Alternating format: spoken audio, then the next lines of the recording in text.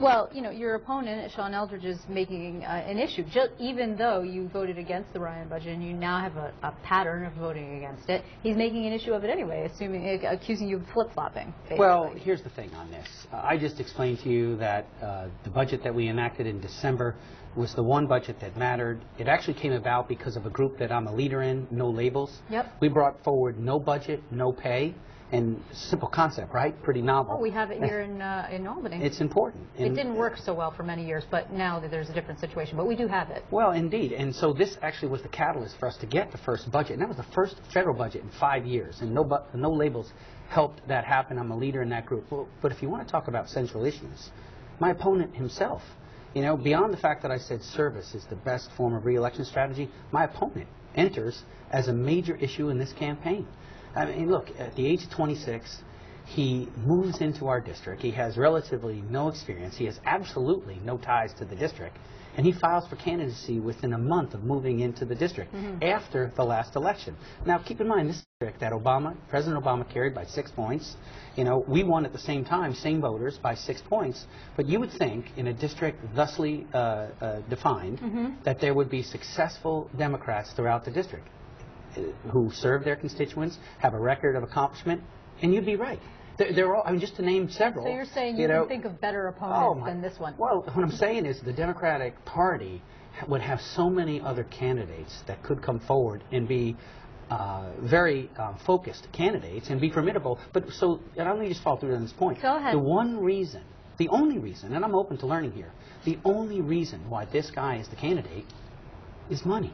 Well, right, it's that's money. Interesting that you say that. That's the only reason. Yes, he's definitely, he raised $520,000 in the first quarter, but his husband, who is very wealthy because he was the co-founder of Facebook, pitched in $250,000. So, you know, he's raising money, but he's also getting a lot of money because he's a self-funder thanks to his partner.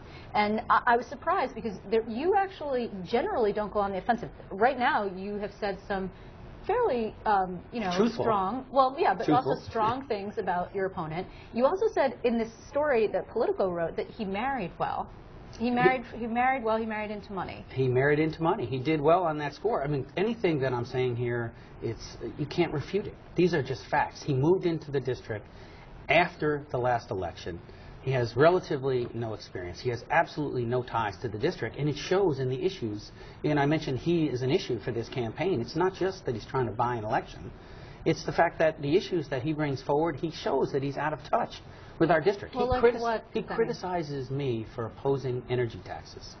You know, I mean, after coming through the winter we just came through, with everybody paying up through the roof for our energy costs, for our electricity bills, which have doubled. And so my opponent criticizes me for opposing energy.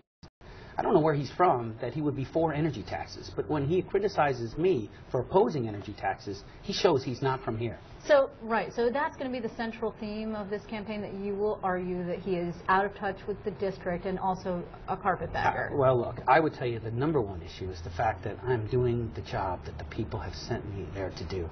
Service is the best form of re-election strategy.